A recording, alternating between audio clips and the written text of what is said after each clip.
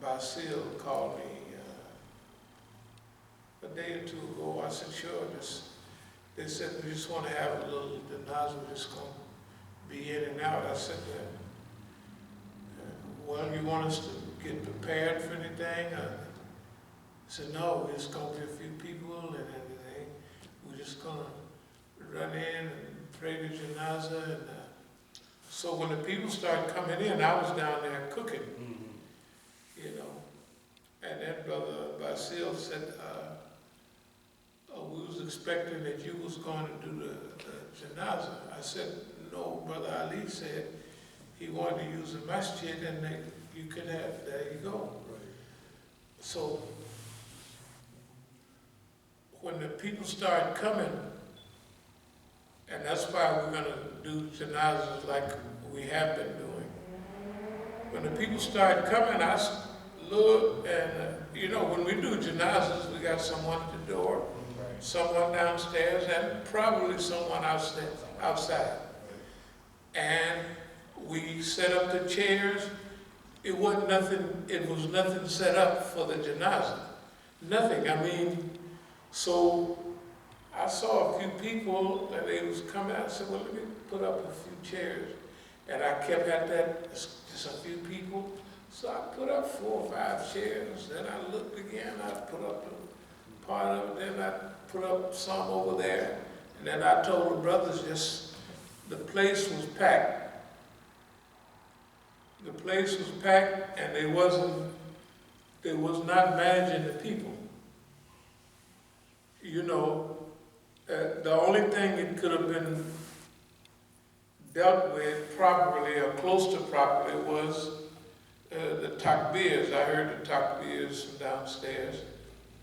But from now on, when we have the janaza, either we're going to do it ourselves or they can choose who they want, maybe. The way we got it in our mind now, we do it ourselves because we know how, we don't even have to look how to do what we're doing. We know that it's going to be a lot of mixed crowd, mixed women, you know, and I said, hey man, you got to put up some chairs up there. He said, no, they're going to sit on the floor. And one of the ladies just strolled in. I said, she ain't going to, unless she just want to look all on her body parts and everything. She can't sit down. You know what I mean? And it's a crew of those, and it's a mixed crew. So anyway, I'm still down there. You can probably smell the food now. I'm still down there cooking and peeling and putting together. And I'm seeing everybody roll in, and there's nobody to direct. That's the men's bathroom, that's the women's bathroom, because they ain't never been here before. So I'm doing what I can down there. There's nobody outside, and this is like, if they had never did a janaza before, it would be one thing, but he's been here, you know, doing many, you know. So anyway, I said that this is, the people are coming here and they expect, you know what I mean, we gotta treat the people like, you know, like they don't know where they're coming. And they don't know how to carry themselves. Can we wear our shoes upstairs? Do we take our shoes off? There's nobody directing. Even in the church, they have ushers. You know what I mean? Ushers. They go down there and take a seat over here, right? So anyway, it's not that I was upset about it, but first of all, if we would have been told, if they'd have had an idea about how many people was coming, you know, then we could have, we would have had somebody here anyway, if, you know what I mean? But no, it's only going to be 2, 3 people, and we're just going to pray, bring the body in, pray, and then go on and da-da-da-da.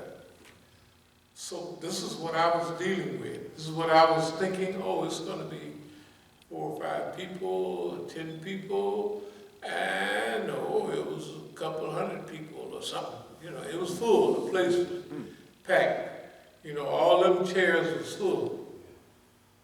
But see, if we was, well, we know how to run a janazah. If they fill up with brothers, we'll ask the brothers to ease off and sit on the side, you know, and let the sisters have it.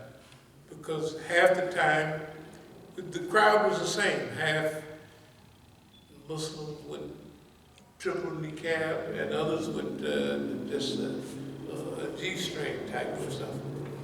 Well, I mean, you know, there's more than that, but I mean, you know.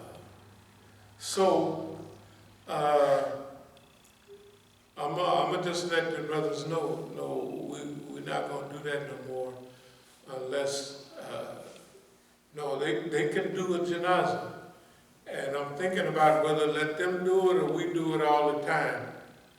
That's kind of the standard, you know, the Imam do it. But I was saying, no. The way they was talking is they wanted, at first, Basil. Now, Basil, them got a, whatever their hustle is him and Ali. Because when we was over at that funeral home around the corner, when Christopher Berry passed, there was a lot of different things going on, you know, and they were saying, I think they might have washed his butt. He might have had 3 or 4 janazas, I don't know. But I know when I heard about it, they said, we want you to wash the body. I said, fine.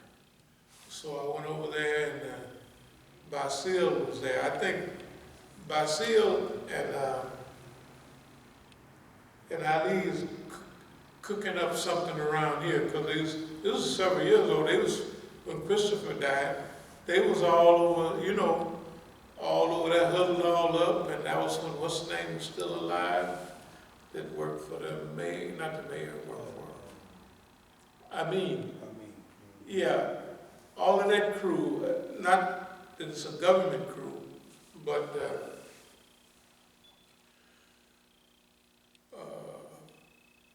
whatever going on, we don't want nothing out of it. We just want to, if somebody calls us, yes, we'll come and wash the body and prepare the body. Okay. When Brother Tufel and Brother Ali, we prepared the body over there. There's a funeral home right there near Pennsylvania Avenue, just before you get, there's a Shell gas station, then there's another gas station over here. Just before you go around that little thing, there's a funeral home back up here a little bit. So anyway, we went over and prepared the body and everything, you know. And I just took a little kit and went and got, you know, the paraphernalia. You have sheets and everything, but you have to tear the little seams off because it has to be seamless, you know. And then you cut a little space in hand, put it over the brother, you know, all that stuff. And so, I don't know whether they were just testing me to see if I knew how to wash a body or not. Of course, I don't know what was going on, but technically a lot of that stuff was unnecessary. Then over at the brothers, at Christopher, first of all, they had asked me to come wash the body. Then they had the brother there, Basil. Okay, I like everybody, but you know, I'm not talking about nobody. But out there in Gaithersburg, they had people that hung around out there and had old vans parked right in there. And it started trouble with the, you know, like people getting tired of Negroes. They have a crew that's their job, to make Arabs and everybody tired of Negroes. They wasn't like that with us. When we had a fundraiser for Imam Jamil once, the brother sitting right back there, they started asking us, remember years ago, we used to go, almost 20 years ago, we'd go out there, give a talk and what have you, everybody loved us. If you notice, all of a sudden, the last 10 years or so, we haven't been on the invite. And the same people who's invited walk by us like they don't see us that much. It's no big deal. The point I'm getting at is that they have professional people all over America that give Negroes a bad name. That's their job. They hang around, they give Negroes a bad name. You know, either they're begging or you notice after a while they start, even if somebody was going to get zakat from them, you'd have to take it to an imam or somebody in the Negro community, and they would bring us the slips for us to sign for them, the money that they get, and sure I'll sign it, but not that I've never seen you here before or nothing like that, and you know, I'm sure you pray and fast, I'm sure that ain't no problem. You know, but anyway, there's several points in this. Number one, we don't know what the Negro has done to the immigrant community, because they do that to them. Okay, we've had the opportunity to see it. A lot of other people respond to them as though they don't like us. But I remember the days when they were just happy to see us because there was no other Muslims in America but us. And can you imagine, before they built all these big masajid, and they would, you are a Muslim? Sure. You know Al-Fatiha? It's a lot of money. Oh, it was just so much fun messing with them because they didn't. Just imagine you come from a country over there and all you see on TV is hostility for Islam.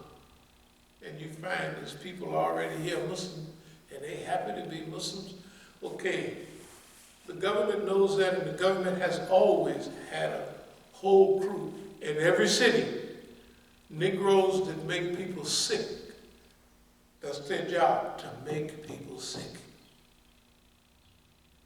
That's what they do. They're professional making people sick. Now, I'm sure we've all seen a few of them. But that's what their job is, to beg for money. Now, the people we talk about would drive a whole, you got a parking lot, you come off the street, and Masjid is here and everything. Then you just pull in, there's a nice parking lot.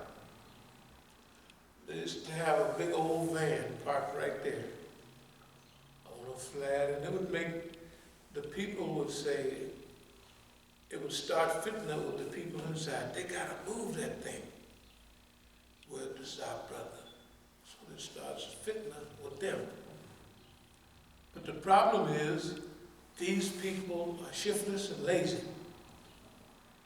Right? And it's all across, it ain't no one place.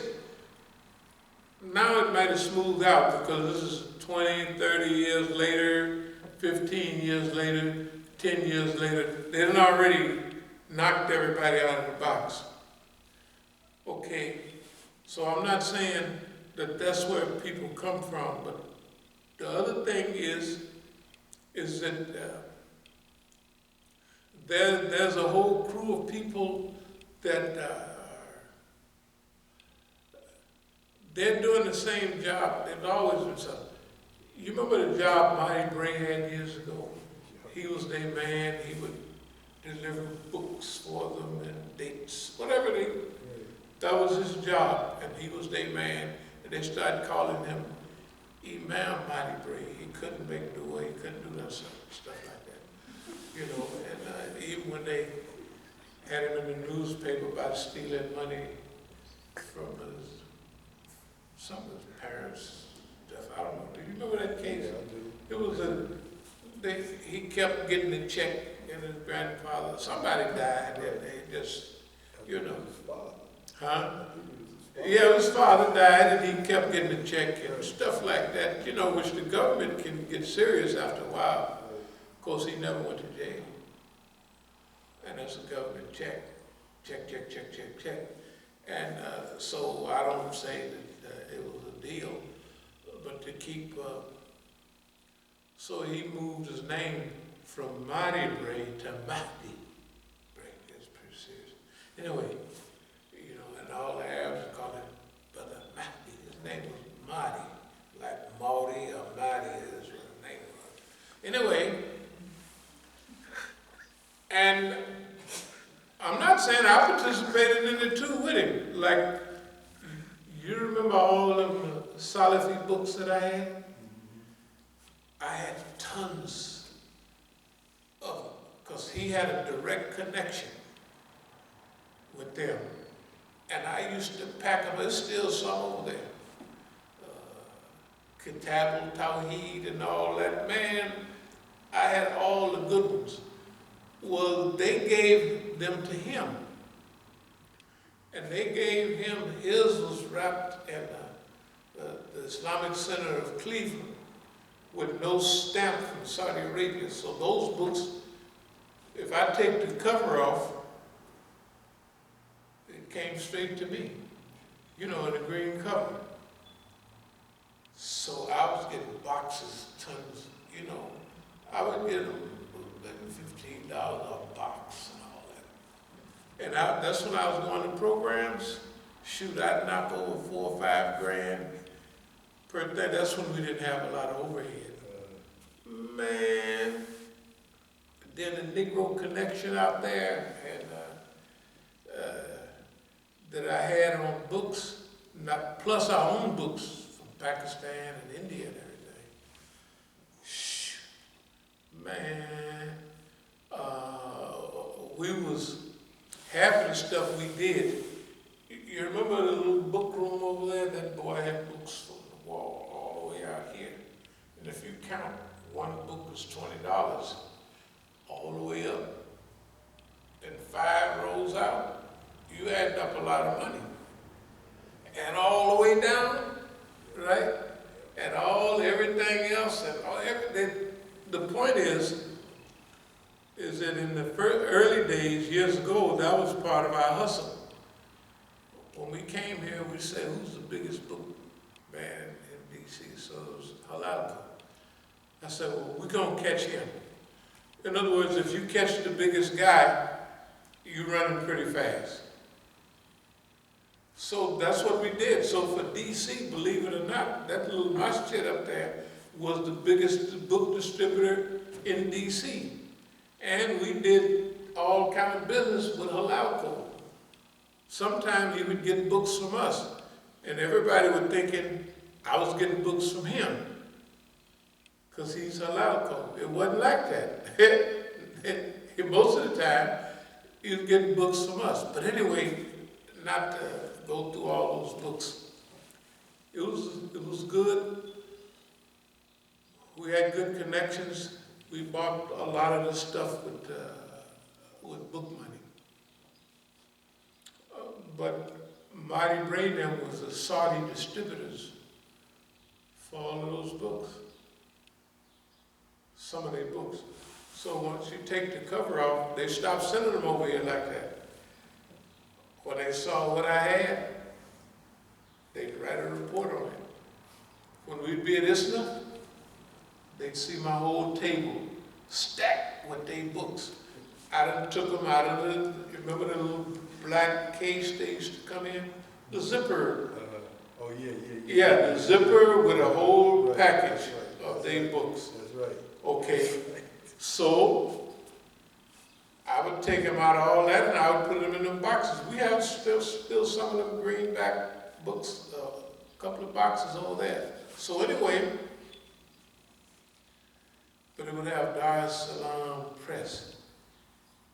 And they would, where do you get those? Where do you get those? That's all I got a contact. And then, remember that big encyclopedia?